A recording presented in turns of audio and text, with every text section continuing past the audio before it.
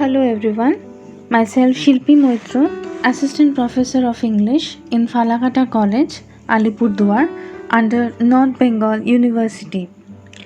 Today's lesson plan is based on the poem Chimney Sweeper, which belongs to the Songs of Experience. So basically you can say that this is the poem Chimney Sweeper Part 2. This particular poem, which is known as A Little Black Thing Among the Snow, is in Core Course 9 under British Romantic Literature and is for Semester 4 English Honours students. From the title itself, or as the title suggests, we the readers can actually picturize an inhuman and brutal scenario in our minds, where a little thing, not a perfect kind of identification again to be noted, is being given to the narrator. And here also, just like the other poem of the Chimney Sweeper in the Songs of Innocence, we find that the narrator is a nameless one. No personal identification is there.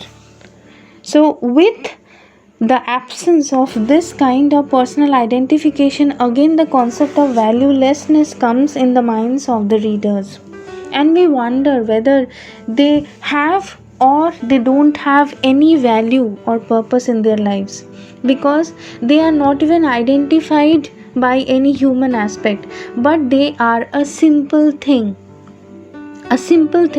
that too which is black in color. We keep on grasping the idea that whether the little black thing is dead or alive. The concept of thing can be related with the concept of death as well.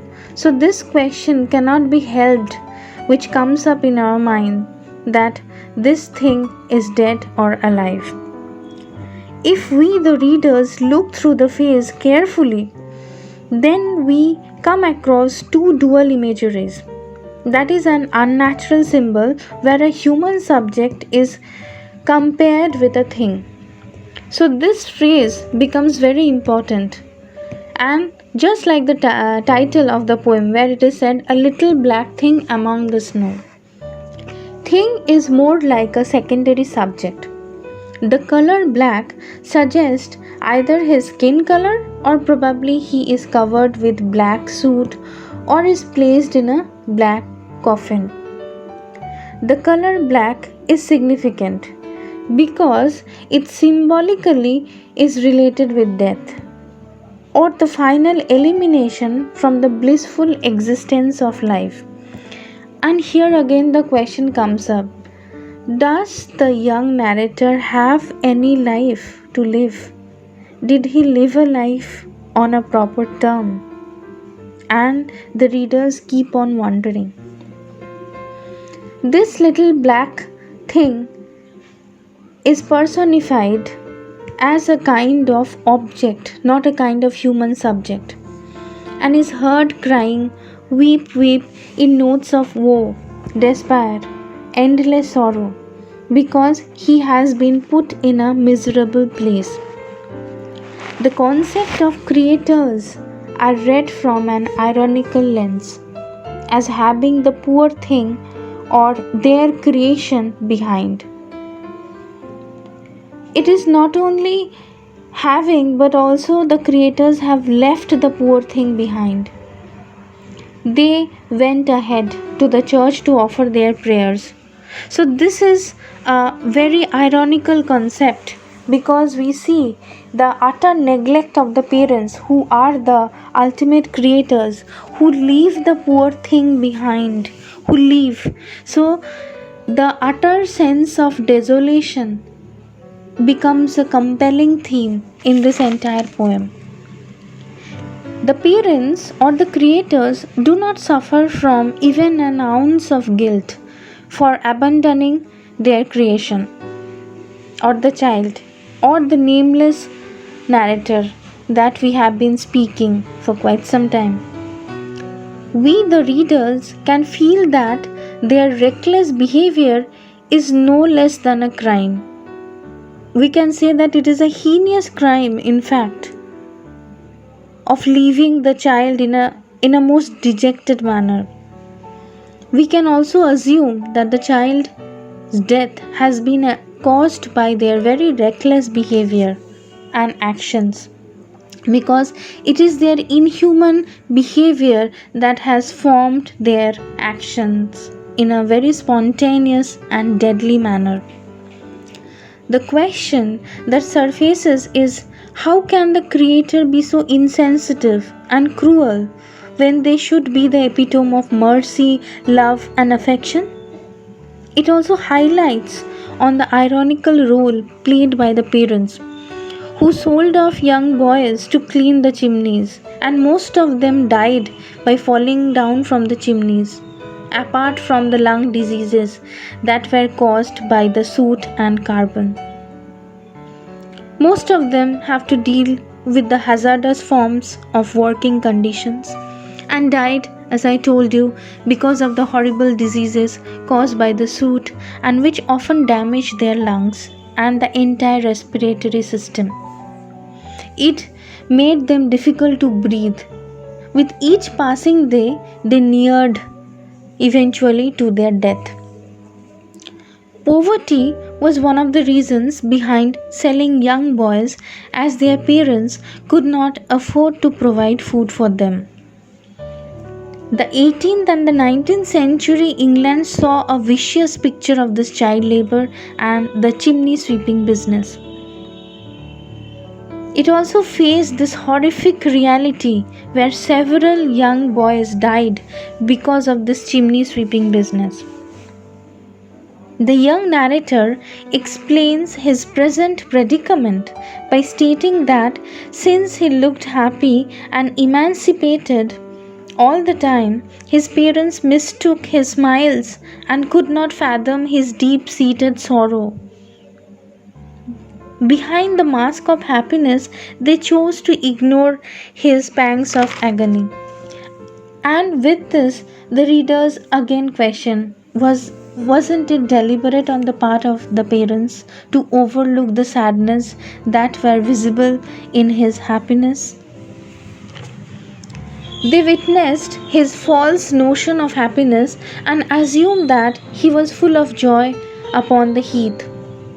The frozen winter's cold lacked the warmth that was never present in his life. We, the readers, can feel the void that resulted in his life since he was deprived from the warmth of life. And again the question surfaces, was his life warm enough? Ever? His parents disregarded his condition and were instrumental in his death. The line explains this theme in an appropriate manner, where the poet says, They clothed me in the clothes of death and taught me to sing the notes of woe. His parents were aware of the final cause and the result that their decisions would lead to. Still, they chose to sell him and taught him to embrace death and sing the notes of life in a melancholic tone.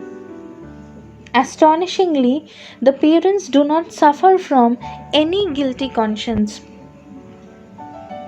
because they have successfully believed that they have done him no injury. They have probably consoled that the child was destined to die, and therefore, to seek forgiveness, they went to the church. They have gone to praise the merciful Lord, to thank Him, and who, in a way, have constructed a heaven out of the human misery.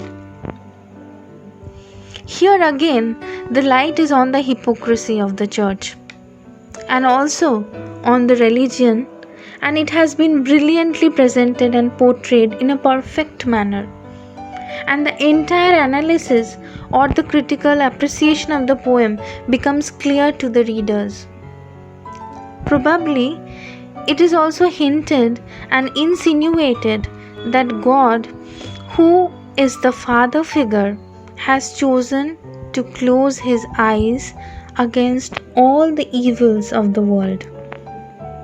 And it seems that he has become brutal, he has become cold, detached, and is devoid of any kind of emotion that has been earlier associated with him. These emotions like love, mercy, pity all seems to be such vague terms when we now associate with him, with the Lord, with the Creator. He is the Father who has fathered the world, and He is also the one who has neglected His creations.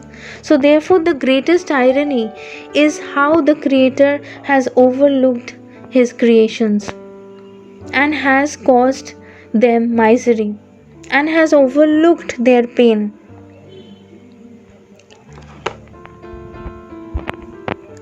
A contradictory relationship is found between the Creator and His creation.